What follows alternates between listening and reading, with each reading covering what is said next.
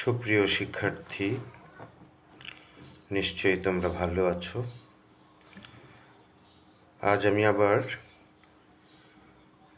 দ্বন্দ্ব সমাসের বাকি অংশগুলো আলোচনা করতে এসেছি। আমরা গত পর্বে বেশ কয়েকটি দ্বন্দ্ব সমাস নিয়ে বেশ কয়েকটি সংজ্ঞাসহ উদাহরণ দিয়েছিলাম। তো আজকে আমি প্রথমেই বলবো যে আমরা এই দ্বন্দ্ব সমাসের যে শ্রেণী বিভাগ রয়েছে এর মধ্যে খুব গুরুত্বপূর্ণ হলো অলুক দ্বন্দ্ব, তারপর আছে বিশেষণে বিশেষণে দ্বন্দ্ব, ক্রিয়া বিশেষণে দ্বন্দ্ব ইত্যাদি। তো আমি প্রথমেই আমরা আলোচনা করব বিশেষণে বিশেষণে দ্বন্দ্ব। যে দ্বন্দ্ব সমাসের পূর্বপদ এবং পরপদ দুটোই বিশেষণ তাকে বিশেষণে বিশেষণে দ্বন্দ্ব সমাস বলে। যেমন ভালো মন্দ, ভালো মন্দ, এখানে পূর্বপদ ভালো, পরপদ মন্দ, দুটোই বিশেষণ এবং এই দুটো বিশেষণ মিলে সমাস হয়েছে ভালো মন্দ। ছোট ও বড়, ছোট বড় ইত্যাদি। তারপরে আমরা পড়ব ক্রিয়া বিশেষণে ক্রিয়া বিশেষণে দ্বন্দ্ব। এটাও সেই আগেরটার মতোই, যে দ্বন্দ্ব সমাসের পূর্বপদ এবং পরপদ দুটোই ক্রিয়া বিশেষণ তাকে ক্রিয়া বিশেষণে ক্রিয়া বিশেষণে দ্বন্দ্ব সমাস বলে।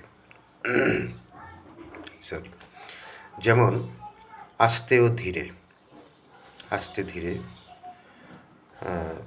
তারপরে উপর ও নিচ, উপর নিচ ইত্যাদি। অলুক দ্বন্দ্ব হল যে দ্বন্দ্ব সমাসের বিভক্তির চিহ্ন লোপ পায় না, অর্থাৎ বিভক্তির চিহ্ন লোপ না পেয়ে যে দ্বন্দ্ব সমাস হয় তাকেই অলুক দ্বন্দ্ব বলে। যেমন মায়ে ও ঝিয়ে, মায়ে ঝিয়ে, এখানে পূর্বপদে মায়ে, পরপদে ঝিয়ে, মা যুগ এ সপ্তমী বিভক্তি, ঝি যুগ এ সপ্তমী বিভক্তি, কিন্তু সমাসটাও কিন্তু মায়ে ঝিয়ে হয়েছে, অর্থাৎ এই সপ্তমী বিভক্তির চিহ্ন লোপ না পেয়েই সমাসটা হয়েছে, এর জন্য এটার নাম হলো অলুক দ্বন্দ্ব। এবার আমি কর্মধারয় সমাস সম্পর্কে আলোচনায় আসতে চাই। কর্মধারয় সমাস হল বিশেষণ এবং বিশেষ্যে অথবা বিশেষ্যে ও বিশেষণের ভাবাপন্নে যে সমাস হয়, অর্থাৎ দুইটি ভাবের যে সমাস হয় বিশেষণ এবং বিশেষ্যে, তাকেই কর্মধারয় সমাস বলে। আমি উদাহরণ দিচ্ছি। যেমন নীল যে পদ্ম, নীল পদ্ম, এখানে নীল যদিও একটি রঙের নাম, পদ্ম একটি ফুলের নাম। কেউ হয়তো বলতে পারে বা তোমরা হয়তো বলতে পারো যে নীল তো একটা কী বলবো রঙের নাম, আর পদ্ম হলো একটা ফুলের নাম, তো দুটোই তো বিশেষ্য, এখানে বিশেষণ কোথায়? এই বিষয়টা হলো এরকম, দুটো বিশেষ্য যদি পাশাপাশি থাকে তাহলে প্রথম বিশেষ্যটি বিশেষণে পরিণত হয়। কাজে নীল যে পদ্ম, এখানে পদ্মর রঙের অবস্থাটাকে বোঝাচ্ছে নীল, কাজে এটা বিশেষ্য না, এটা বিশেষণ, নীল পদ্ম। এরকম আরও থাকতে পারে নীল যে আকাশ, নীল আকাশ ইত্যাদি। কর্মধারয় সমাস 5 প্রকার: সাধারণ কর্মধারয়, উপমান কর্মধারয়, উপমিত কর্মধারয়, মধ্যপদলোপী কর্মধারয় এবং রূপক কর্মধারয় সমাস। তা আমি প্রথমেই পড়ব উপমান কর্মধারয় সমাস। প্রত্যক্ষ বস্তুকে যদি পরোক্ষ বস্তুর সাথে তুলনা করা হয় তাহলেই সেটা উপমান কর্মধারয় সমাস। এখন এই সংজ্ঞাটা অনেকের কাছে কঠিন মনে হতে পারে, তবে আমি উদাহরণ দিলে বিষয়টা একদম পরিষ্কার হয়ে যাবে। অর্থাৎ উপমান কর্মধারয় সমাস চেনার একটি কৌশল আছে, শর্টকাট টেকনিক যেটাকে বলে, সেটা হলো পূর্বপদ নাউন এবং পরপদ অ্যাডজেক্টিভ। কীরকম? যেমন অরুণের ন্যায় রাঙা, অরুণ রাঙা, এখানে অরুণ মানে সূর্য, এটা নাউন, রাঙা মানে লাল, এটা অ্যাডজেক্টিভ। তার মানে পূর্বপদ নাউন, পরপদ অ্যাডজেক্টিভ। তবে কথাটা হলো এই বাক্যটি সত্য, অরুণের ন্যায় অরুণের ন্যায় রাঙা, অরুণ রাঙা অর্থাৎ সূর্যের মতো লাল। এই সূর্য তো লালই হয়, কাজে বাক্যটা সত্য। কিন্তু যাকে তুলনা করা হয়েছে, যার কথা বলা হয়েছে, সে এই বাক্যে অনুপস্থিত। অরুণের ন্যায় রাঙা কি, সেটা কিন্তু এই বাক্যে নেই, এটা অনুপস্থিত, তবে বাক্যটা সত্য।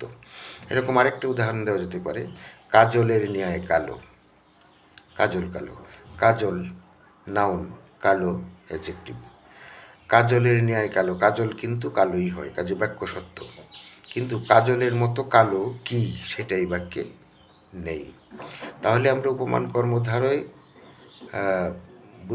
বোঝার জন্য আমরা যে বিষয়টা মাথায় আমাদের রাখতে হবে, সেটা হলো পূর্বপদ নাউন, পরপদ অ্যাডজেক্টিভ, বাক্যটা হবে সত্য, এবং যাকে উদ্দেশ্য করে এই বাক্যটি হবে, অর্থাৎ যাকে তুলনা করা হবে, যার কথা বলা হবে, তিনি অনুপস্থিত। এক। দ্বিতীয়ত হইল, ওই যে ছন্দে ছন্দে বলেছিলাম, দ্বিতকে গাই পরপদের গান। দ্বিতক মানে দ্বিগু তৎপুরুষ কর্মধারয়, তার মানে এই কর্মধারয় সমাসের কিন্তু পরপদ সবসময় প্রধান থাকবে। যেমন অরুণের ন্যায় রাঙা, অরুণ রাঙা, এখানে রাঙা পদটি কিন্তু রাঙা পদটির প্রাধান্য বেশি। কাজলের ন্যায় কালো, এখানে কালো শব্দটির বা কালো পদটির প্রাধান্য বেশি। হ্যাঁ, তো কাজেই এই বিষয়গুলি মাথায় রেখে এই কর্মধারয় সমাসটা বুঝতে হবে। তো ধন্যবাদ শিক্ষার্থী তোমাদেরকে। আমরা পরবর্তীতে কর্মধারয়ের যে বাকি মানে শ্রেণীবিভাগগুলো আছে, শ্রেণীবিভাগের বাকি অংশগুলো আছে, সেগুলো আমরা পরবর্তী ক্লাসে আলোচনা করব। তবে তোমাদের কাছে আহ্বান হলো, এই আলোচনাটি আমার ইউটিউব চ্যানেল নীল বোতামের কাব্য, সেখানে দেওয়া থাকবে, তোমরা ভিজিট করতে পারো, এবং তোমরা ইচ্ছা করলে যদি মনে করো যে এই আলোচনাটি তোমাদের জন্য উপকার হচ্ছে, তাহলে সাবস্ক্রাইব করে অবশ্যই বাধিত করবে। আর ফেসবুকে দেওয়ার পরে লাইক কমেন্ট করো, কমেন্ট করে জানাতে পারো যদি কোনো বুঝতে অসুবিধা হয়, অবশ্যই সেটা জানাবে। আমি আবার মানে আরও সহজ করে বোঝানোর চেষ্টা করব। ধন্যবাদ সবাইকে।